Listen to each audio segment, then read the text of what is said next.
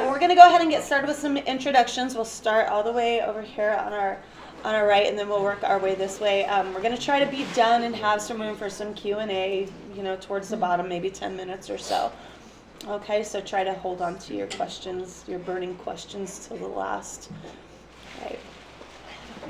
I'm Melisa Torres, and I write mostly middle grade, but I have some picture books and some workbooks. Altogether, I have 17 products on Amazon. So, yeah. Nice. So I'm, my publishing company is called Spark Social Press, and I have several things. I have like picture books for adults, stuff like this, like Merry Christmas, Happy Birthday, Happy Anniversary.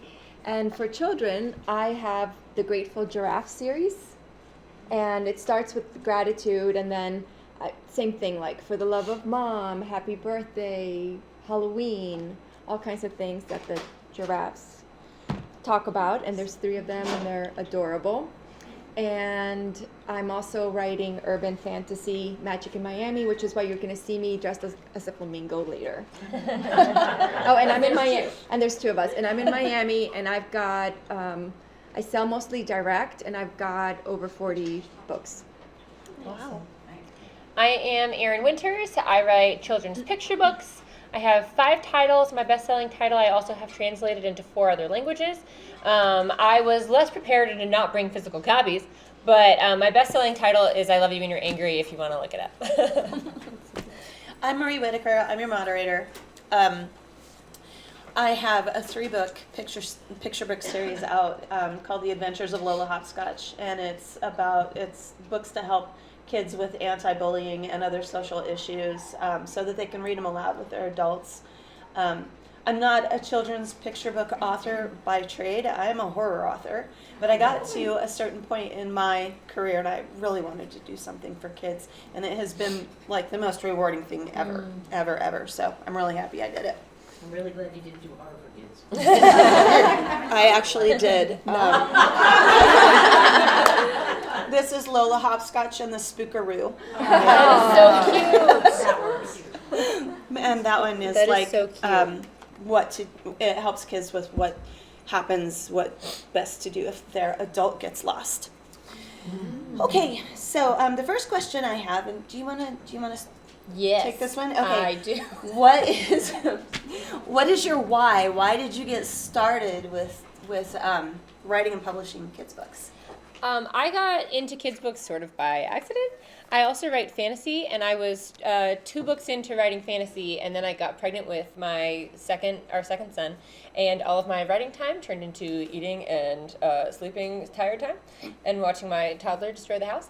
And so we had a particularly horrible day one day, and I just kind of cathartically wrote a poem rhyme sort of for myself, and turned it into a kids' books later. After the day did not go how I wanted, I wasn't the parent that I wanted to be, and what do I want him to know? So I did kind of an unconditional love, heartwarming thing called I Love You When You're Angry, to kind of demonstrate that. So it kind of blurgeoned from there, I guess. Wow, that's bittersweet. Nice. It all started with me with gratitude. I wrote a gratitude poem in 2006 for adults, and it was a very empowering message about the keys to gratitude, and that gratitude is always a choice no matter what. And I always had the idea that I wanted to do a children's version of that. So my why is really about, I think gratitude is a superpower, and expression I think is really, really important. So the bottom line of my why, I think being able to communicate and express yourself, and kids being able to do that with each other, I think is really important. So I have 2 whys, and I think the first one probably everybody has, and that is getting children hooked on reading. I think this is the most important genre here at the entire conference, because if we don't get the next generation reading, then nobody's reading. So the most rewarding thing I've ever seen is when kids or their parents email me and say, my child didn't read until they read your books. I even had a mom come up to me crying at an event saying, my kid didn't read until she read your books. So that is a huge why. The other driving force for me is I wanted to change the narrative on how women and girls are portrayed in books. And so it's a huge push for me, even though I got pushback from a lot of a lot of feedback that every girl needed another girl antagonist, and I disagree with that. I want to change that narrative, so all of my books are girl versus sport instead of girl versus girl. Yep. Okay, so we're gonna jump ahead. Like, you've written a great book. How did you prepare to release that book? Like, if there's one tidbit that you wanted to share about a success story when you were getting ready to release your book, what was that really good thing that really worked well for you? So for me, I've run 2 successful Kickstarters, and getting quality illustrations can be daunting. It can be scary because they're expensive. And getting quality illustrations is the best marketing thing that you can do. It sells your book. It gets them to the words that you wrote on the pages. So because your cover and the art is so important, and it's also very expensive, it helped me a lot. I ended up doing Kickstarter campaigns.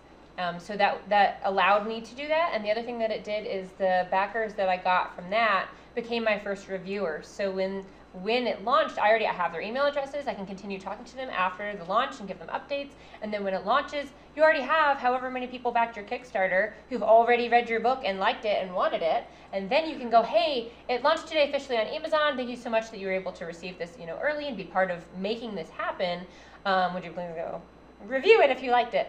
And it started out that way, and it gave organic traffic to Amazon. I also posted it a lot of Facebook groups in that time as well, and those helped me a lot. Want me to go next? Yes, you can. So I just want to share that with my first book, I did absolutely nothing before I launched it. I just published it and put it up and then went, now what? And then with each launch, I've tried one thing, and if it worked well, then I added it to the next launch. So now I've had so many launches that it's like a 2-page spreadsheet.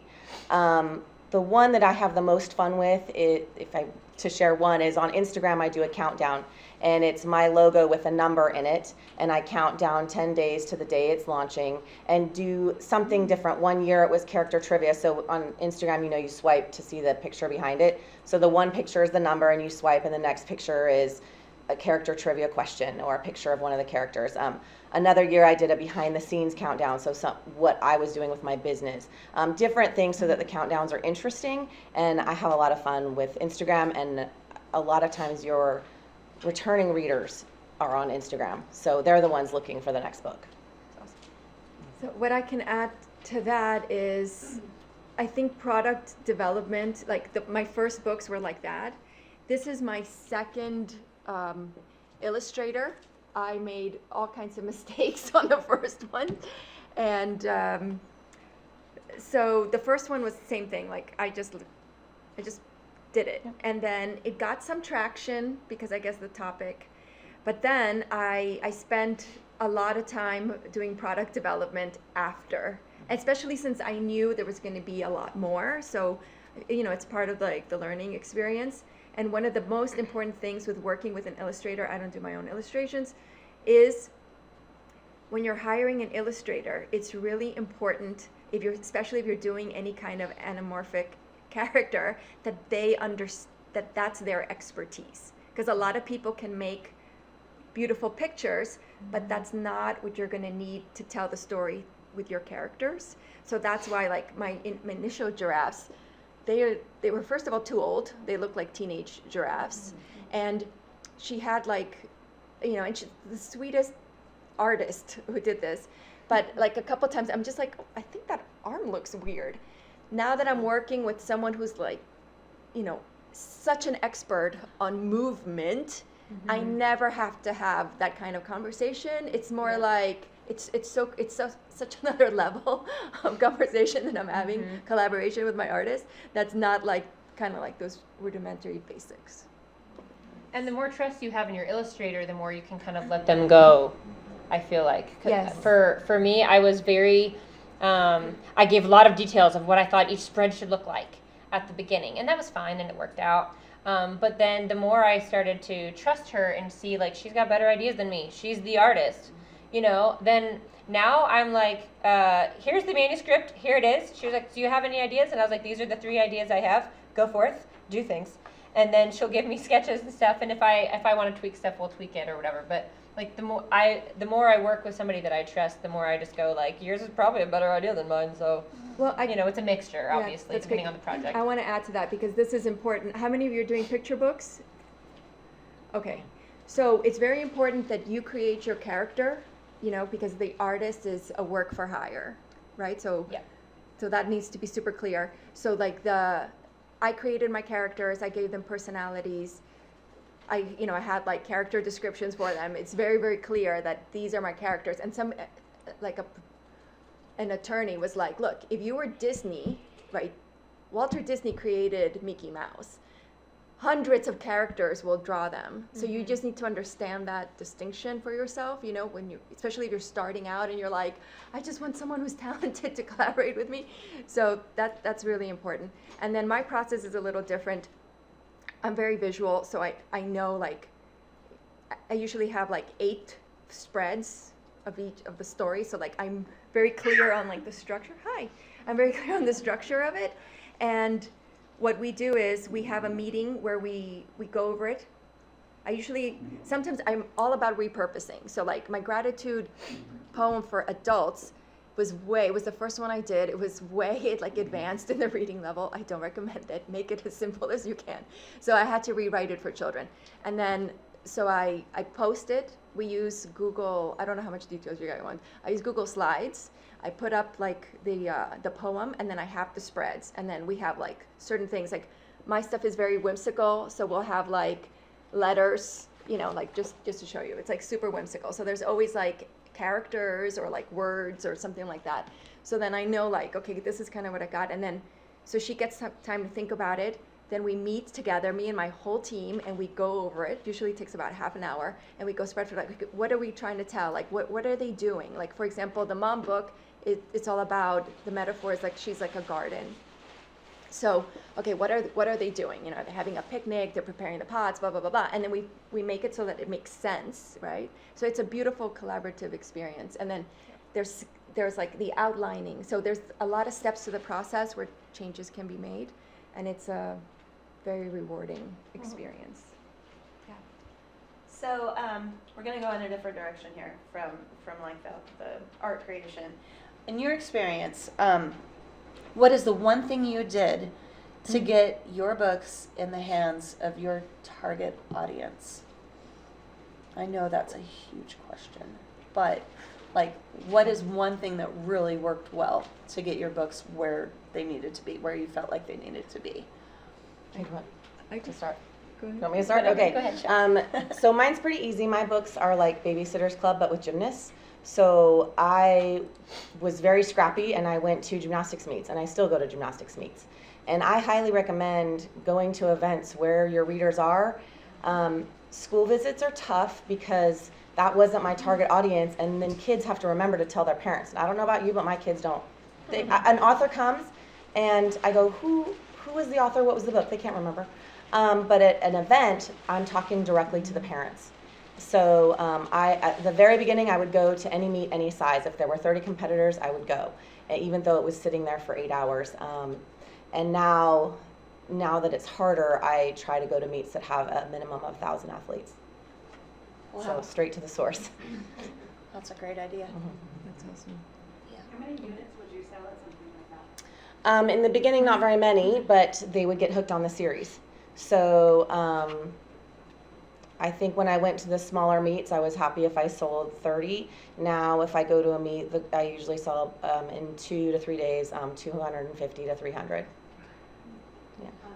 When you go to them, do you contact somebody beforehand? Of course, yeah. So I call the meet director. So if you want to go to a swim meet or a karate tournament or whatever it is, contact the event coordinator, and I cold called them and asked if I could be there. And some people will treat you like a vendor, and they will want to charge you to be there. And we are not selling t-shirts and socks. These are not soft goods. Your margins are so small on books that I will not go to an event where they charge me.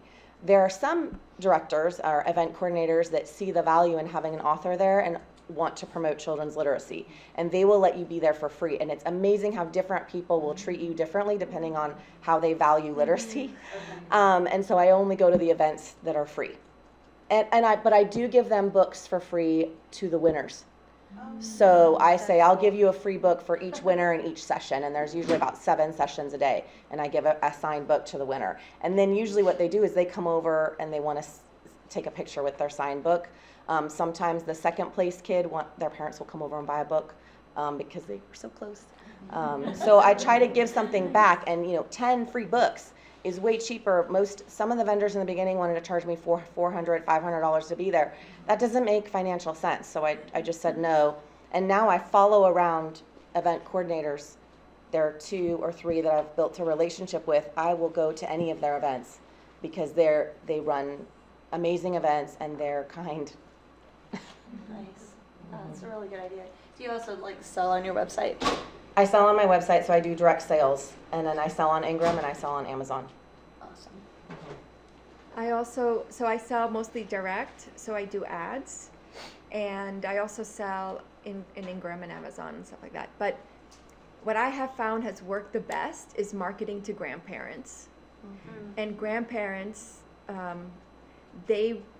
so younger people have no problem going straight to a sales page and buying.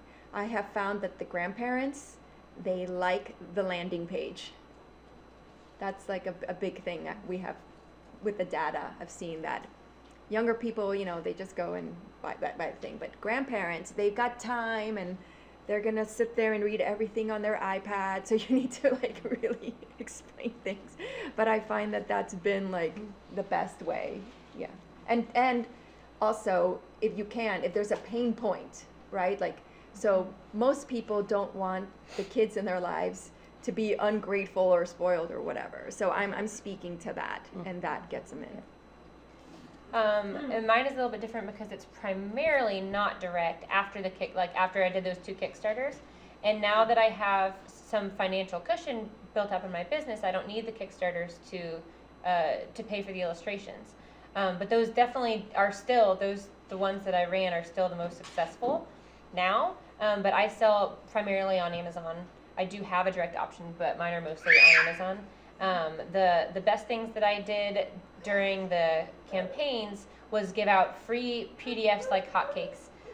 It made a huge difference because mostly the physical books are what people want anyway. If they go and look at it and I'm asked for, hey, I'd love to hear what you think about this or whatever, it's not like, buy my book, it's a different feel to it. And then if they like it, I haven't said buy it, but if they like it on PDF, they're gonna probably buy the physical copy. So hand that out, man. Don't be shy.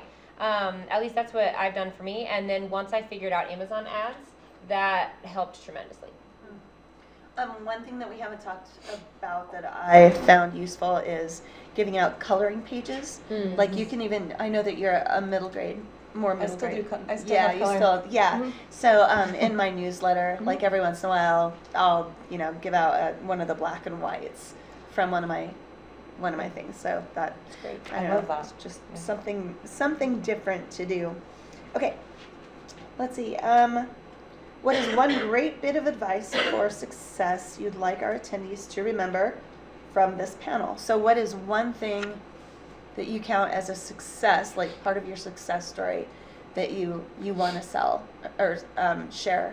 It can be something that made you feel good, or getting it to a certain sales level, or just whatever. For me, I would say it is possible to make a good living with children's books. I think that's something that, I don't know if you all have heard it, but I've heard a number of people say that that's not true, and they are wrong. You have to do adjustments, like anything, like any business. You have to treat it like a business. It is possible to make a serious income in children's books. The ceilings for this career do not exist. It is unlike anything else that you can do when you write. So you must treat it like a business, but it is possible. I've only been writing a couple years. I Love You When You're Angry came out in May 2021. My gross to date this year is $113,000, and the vast bulk of that is from children's books, specifically the one title. So I only to say, it is possible. It is possible. Nice. I had something, but that was so interesting. I think I was like, wow, that's amazing. Oh, I'm going to say something really practical. Having the right, with the technology today, it's really easy and possible to do. And I have found, especially for picture books, like one of the big game changers that I know that I'm implementing like this week as we speak, I'm moving from Lulu. Is anybody here from Lulu? I'm familiar with Lulu, but Okay, lulu.com, because, okay, one of the mistakes I made is the first book I ever did, the gratitude book, was with beautiful photographs of our flowers. My husband had a farm. And that was such a mistake because there's such a big difference like in the quality that you need to print a photograph book versus illustrations, which, let's see if I can show you. So these, I took the pictures and made illustrations out of them and simplified them. So like the quality or like it's so much just like less important. You can get away with a lot more with watercolor illustrations, things like that, with the printing capabilities that are. But from when I started to now, it's incredible, the change in quality. So Lulu is okay. They're very expensive, so it's not great. But I'm switching to Book Vault. They're here. Please go talk to them or go ask to see some of their samples. Ask me and I'll show you. I cannot tell you the difference in quality. Much higher quality, colors and paper quality at a much lower price. So it's taken me a lot of time to get that combination right where it makes like sense as a business. And then Book Vault already, they opened a US, they're out of the UK, they opened a US printer.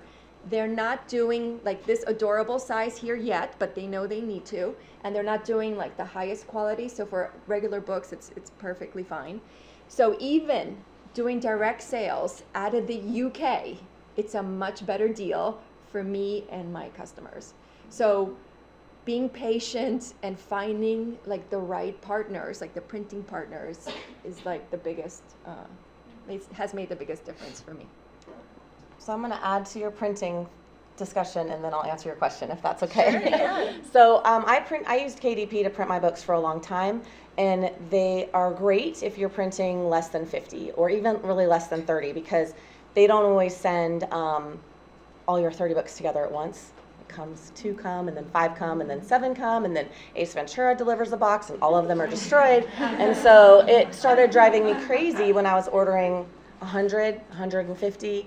I don't think they even want to be in that business. So Dave is here with Your Indie Author, and he prints my books. And once I got to doing print runs over 100, the books come beautiful. The other thing is I have a series, and they're all blue. And you'd be surprised how many shades of blue can be printed, and his always come in the same color blue. So now I can put my 8-book stack together and send it to my readers, and it's all the same blue. They don't come smashed. They come in one box at one time. I don't even open them. I just stick them on the shelf for when I need them. So I would say if you're doing more than 100, start going to another printer. And that's my plug. So thanks for coming. Yeah, Dave actually prints the Adventures of Lola Hopscotch for me as well. Yeah. Dave, I hope you brought business cards. Good. What name is company? Your Indie Author, right? Yeah, Indie Author Book Services. Oh, sorry, I got it wrong. Indie Author Book Services. I thought it was Believer Book Services. Yes. It's both. It's both? Okay. Okay, good. All right, yeah. Okay, so I got that wrong, sorry. Okay, and then what were we talking, what was the question? question? Success story. Advice. Okay, so I do have some thoughts on that. If you're here, you've heard you can't make a living self-publishing books. Well, we know that's wrong. Then I heard you can't make a living writing middle grade. And then I proved that wrong. And then I was told, well, you're only successful in middle grade because you have a very special niche. Probably true. But that also gave me a chip on my shoulder to try to prove that I could do a book that wasn't in a niche. And so I had these 2 sleeper picture books that I wrote in 2017. They weren't selling at all. And I spent some time on figuring out how to sell them and took a couple of Amazon ads class and they took off. And now one of those picture books that has no niche, no home, the categories are non-existent. It's now my third bestseller. And that's a picture book, children's book. So I would just say, to reiterate what you were saying, it can be done. And I don't know why people like to tell you that it can't, because it can. Yes. So I also did a Kickstarter, and so one of my success stories was in the pre-release. I wanted to get an endorsement because I do anti-bullying stuff, and so I really wanted a good endorsement where a parent or a caregiver of some kind might go, to look for books for kids that help with anti-bullying. And so I just got fearless and started sending out emails to every place, that did advocacy or something like that. So I ended up getting a hold of somebody at the Pacer Center for Anti-Bullying, and they ended up endorsing book 1. And then I also got an endorsement from Stand for the Silent. So that was a big lesson to me. Don't be afraid to shoot an email or a phone call or something like that when you have something great in the works and it's still in pre-release or even a Kickstarter. Definitely give yourself a shot. Just send an email. All I can say is no. What was the second endorsement from? Stand for the Silent. Okay. A lot of kids, when they're bullied, they won't talk about it. They hate to talk about it, and that's why there's a hook in these books to get kids to tell their adults, whether it's a daycare worker or whatever. Anyway, so yeah, they specialize in that part because kids will get quiet about it. So let's see what else we have here. Where do you find new readers? Well, I already said Amazon ads. If you don't have a niche, Amazon ads is huge. I highly recommend Brian Cohen's class or Mark Dawson's class. Both of those I did in 2020. I had a book I was saying that sold 1 or 2 a year, and now they sell 30 to 50 a month. Nice. Brian Cohen. Oh, he's here. He's Yeah, here. No, Yes, I yes. Brian Cohen. I thought I heard Kilmer. No. So that's new readers, and then events. I do Facebook ads, and we target parents, but the winner there is grandparents, especially for picture books. Yeah, primarily Amazon ads. At the beginning, Kickstarter, but Amazon ads now. Yeah. I do really well with craft shows. For some reason, close to our schools and stuff, I'll do craft shows and then holiday craft shows. I have one coming up on December 1st. People go crazy at those Brilliant. craft shows. They really want to get kids books for for gifts and stuff. Speaking of holidays, if you have limited ad spend dollars, spend them in Q4. 50% of my total revenue is in Q4. People are looking for books for the holidays. Yeah, and to add to that, I've heard that right now the frenzy is Black Friday.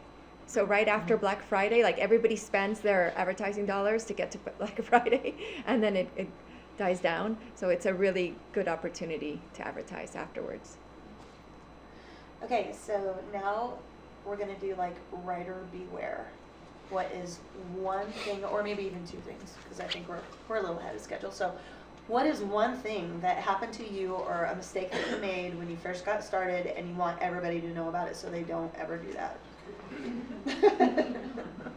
2, 1, if you're thinking about Kickstarter, I put 2 books in one campaign. That was silly. Use them as add-ons, but only use 1 book at a time for the actual main campaign. The second big problem that I did was I ended up hiring a Amazon ad manager when I got far enough along that I could afford to do that. And the person that I hired, I thought they were good, they sucked. So don't do that, and vet them carefully, because I had an ad spend spike suddenly. That it took me by surprise, and I didn't have the cushion for it. But you pay for the ads now, and you don't get paid for a couple of months afterwards. So I was in the red for a while. It took me 6 months to catch up because I had current expenses that I had to use, and that freaked me out. So definitely vet your people. And then when I switched over to somebody who was a lot better, it was much better. So why wouldn't you put 2 books in one Kickstarter? What happened there? What was the... Well, all of the people who knew things I consulted after I had started it, and they were like, "You should never have done that. My bad." And it worked out okay for me. Like, it was fine, thankfully. But I think it's just that it's easier. Kickstarter loves a heart tug, which is why even my niche book did the best on Kickstarter, even though it doesn't sell as much on Amazon as the other titles that I have, because it's niche, but it's a good heart tug, which is what Kickstarter loves. But it's better to focus in on one story instead of dividing the attention. And once you have it, if you have other titles, you can add add-ons so that when they go to back your project and, like, you know, pre-order the book, essentially is what they're doing in the crowdfunding. You can say, do you also want to get these other titles? And that's a great way to add things on. But for the campaign itself, it's best to just focus in. Rory, can you talk a little bit more about your campaign? Like, did you, because you said you did it to get money for the illustrations. So did you Primarily. have like one illustration done and like the cover done, and then you went back and is that? So essentially, so for my first campaign, when I really didn't have any wiggle room to pay for things, I think I did the cover, I did the first spread, and maybe a sketch.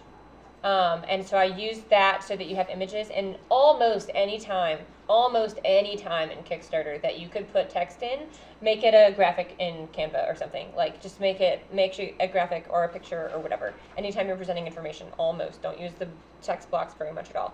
And then after I did that, I started getting a little bit of a cushion. And so by the time I did my second one, I had the illustrations done, but I wanted to be reimbursed for it because it was so hefty. And so I also added, like, you know, stretch goals so that they would get like embossed whatever on the cover or something. If we got a certain amount, I would do all of it that way. Thank you. We were doing Writer Beware. Do you guys have a thing that you want to share that you don't want them to go So to? I think it's easy to spend money on ads in the wrong places. And it's painful. It's money out the door, and when you don't see a return, it hurts really bad. One thing that I've learned that's really nice about direct sales, so I sell directly from my website. People make the orders. I package up the books. I send them out. What's wonderful about that is I can run a coupon code that's different for the different places I'm running an ad. So if I run an ad, what I did was I did a banner ad on a website that was very specific to my target market, and I put the coupon code on there. I got one sell the whole year. So that's how I knew that ad wasn't working. And then if I run an ad on Instagram or Facebook, I'll put a coupon code on there, and I notice that I'm not getting very many. But then if I put a coupon code on my newsletter, tons of sales on that. So you can see where you're track it a little bit better. Amazon ads obviously track themselves, so that works. But the banner ad was a big fat waste of money, and it hurt. So what I would say is everything costs more than you think and usually will take much longer. So if you can spare yourself the disappointment, agony, and stress by having unrealistic expectations. So whatever your expectations are, double them, time and money and budget. And so direct sales, what I would say is, so everybody's like, oh, just put your stuff on Shopify. It is so much more complicated than that. I don't know if anybody has heard that yet. Collective groan. Yeah, so what I found is I started running ads a little too early. I thought, I've got a printer, I've got my product page, I'm good to go. No, no. That's like everything needs to be optimized, and that's like just the foundation. There has to be like apps on upsells, cross-sells. If you're spending all this time and energy trying to get people to you, you can't just sell them like a $10 thing. You know what I mean? The idea is to make that bigger, make them a lifetime customer. So you've got to have a lot of things in place so that happens easily, elegantly, gracefully, and well. So I would make sure once you start, if you're going to start investing in ads, make sure you're really, really, really, really, really ready. Okay, well, we have about 10 minutes left, so we can take a bunch of questions. Okay, I'm gonna go ahead. So giving out free PDFs, you think that would scale to middle grades? Because I don't think obviously I should hand out an entire PDF of my books because that would be too expensive, but you know, a few chapters. I give out the first chapter. There you go. That I can do. And I put the new first chapter out in the newsletter before the book is released, and it's exclusive to only people on the newsletter. And I'll put on Instagram, hey, people who are on my newsletter are getting the new chapter for the new book. And then I get new people on the newsletter. Were you guys able to hear that back there? Okay. And All right. even if your book is in KU, if you have the look inside feature or whatever, and maybe for someone else if they're doing it, because it's already on Amazon, you're not breaking their exclusivity clause if you provide that same amount. So like I do some fantasy novels too, and when I do that, like there's almost 4 chapters on there. I can give out the first 3 easy for free anywhere I want, and it doesn't break any of that clause. So real quick, I put together illustration notes last year, Once Upon a Dance / Illustrate, if anyone wants that. And my question was taxes for direct sales. Can you guys talk about that? Taxes? Taxes, like how Oh, does yeah, that- I can speak to that. So you, in the U.S., so my website is only for U.S., and in the U.S., you only pay taxes for people that buy from your same state, and the back end of your web provider will calculate that, and they'll take it out. Unless you're making more than $10,000 a month, which I'm not on that website, then you don't have to pay taxes for the other states. And let me So add, it's very easy to track. yeah, it's really easy to track, and Shopify makes that super easy. Like in the last update they did or whatever, they give it to you by state, so it's super simple. And then for Europe, because since I'm doing my printing out of the UK, I want to have distribution there. There is an app, and I don't know it off the top of my head, that handles everything for EAS something? yes, that one, EAS, for Europe, taxes, blah blah blah. Yes. Hi, Kickstarter. Mhm. I was advised just yesterday, you can't do a Kickstarter if you only have one book. That you really need to have a series. True or No, false? I disagree. That's how I got started with The Adventures of Lola Hopscotch. Yeah. So I did my first book, just one book, and it went really well. And I didn't have any other kids' books out, and I only had 4 adult books out. So and it went so well that I had enough money to get the illustrations for the second book from my first campaign. So I would disagree, but I would like to know why they said that also. You know, like what the circumstances were. The other thing that I would recommend is going to look at children's picture books that are similar to yours that have succeeded well in Kickstarter. Study their campaigns and see what they have similar. There's quite a few things that might jump out at you. I don't have any series in the children's books that I have, and I've done 2 other campaigns. The first one, I think it was $6,800. The second one, the goal was $7,000, and I brought in 10. So, and that one's niche too. Like it's when a donut goes to therapy. I'm a licensed therapist also. So, like it was niche and it's a one-off. So I don't think that's true at all. But maybe, yeah, check context and then study campaigns that are similar. How far ahead of, when you publish it, do you start a Kickstarter?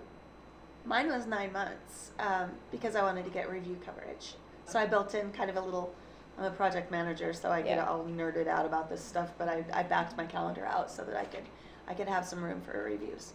I like to also make sure that it's enough time that I can ship out, receive product and ship out to backers so that they get everything first and then it launches. Thank you. Yeah. So my question, picture books is a timely process, right? With the Yes. editing and pictures and graphics and whatnot. How many new releases do you target in a year to try and get out a new release? I can answer that. So I have a backlog of poems because I started them for adults. So every 2 months, so now that because I've been working with my illustrator and we understand it, and every book gets better. Like every time we collaborate, it gets better and better and easier.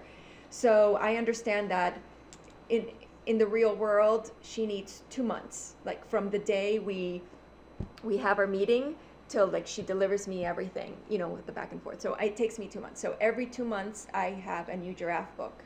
That's how I do it. I took a lot longer.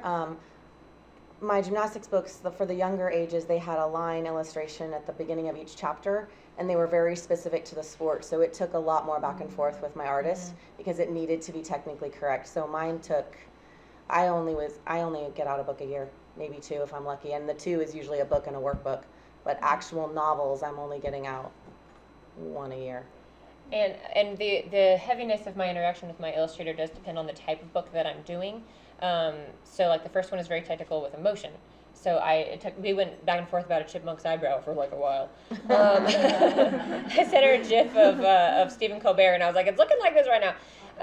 So to me, it's different as well because I write another genre in my day-to-day, but most of my income comes from children's books. So my illustrator does have something else that she does. She's not full-time, which would be more like 2 to 3 months or something like you were saying. And so mine, when she said, I think I have to pull back, I said, what if I give you more time and more money? And she said, okay. And I said, I want to keep you forever. So I let her take more time. So now she's giving me like 5 months at a time, but that's not what a full-time illustrator would do. I'm just attached to her. and also with speed, I was a little faster in the beginning. I did maybe 2 to 3 books when I was first starting because I wasn't doing any marketing and I wasn't doing events and I wasn't doing all the other half of the business. And so that's another reason my books are longer and I'm doing the other half of the business. So be kind to yourself. If you're not getting books out that fast, you're running an entire business. Yeah, when it started, it was like 2 a year. You know, I was the reverse. I'm Okay, slower we now. have time for like one more question Okay. right here. Thank you so much. Speaking of the business side, thank you guys so much for speaking to that and what worked for you. I am terrible with the business side. I wrote a memoir about alcoholism from my own personal journey, and then I did 5 children's books from a child's perspective about their experience watching an adult recover. And I mailed them off to recovery centers, foster care centers, all this stuff. And I'm telling you, like, I thought this was a great idea. You know, followed up with emails and stuff, and nothing came of it. It was kind of the same thing as hanging a door hanger. You know what I mean? Like, nothing came of it. So I'm just wondering, what do you guys think what can I do maybe to, what's another avenue I could do? You know, like a craft show, but it's kind of not, it's a heavier topic. I mean, it sounds like they're dark books, but they're not. Yeah.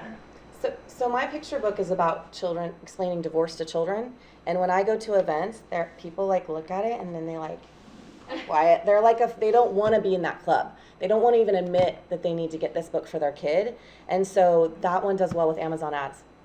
That's the one that just shot off with Amazon ads. People are looking, but they're looking quietly at home. Yeah. Got it. And some nonprofit organizations as well, like you've mentioned, but don't be afraid to like cast a wide net. Like if you contact 100 organizations and you have 10% respond, that's good. That's a good thing. So if you only do 3 and you're like, I tried, it didn't work, like it's a numbers game. do That's so a many. numbers game. Yeah. And there's other people who have books in your niche that are, because the adult part is very popular. Like I see Patty there. Who is the person in the accelerator that has the books? April, that has the books on recovery. What's her last name? O'Leary. So April O'Leary is a publisher, and she has books. So she's like in your niche, and she doesn't have children's books. So there's other authors out there who Use have that as a keyword. Study them. who Right. have Yeah, or and keyword. do swaps with them or collaborate with them because you have similar audience. It's the same topic, and they're not marketing children's books at all. Also in Amazon categories, it's only in Kindle that your category has to be in children's books for a children's book. In paperback, you can put your book in an adult category. So like my divorce book, I have in the divorce category for adults trying to figure out how to get through their divorce, and then my book pops up. So they're searching for how to like manage their divorce, and then my book pops up. Maybe they haven't even thought about talking to their kids yet. That's good. Thank you. Okay, I think that might have been That's it. Yeah, that's all. So thank you guys. I can move out if for a few minutes too outside or whatever. Yep. For like Thank you. extra questions Yes. or anything.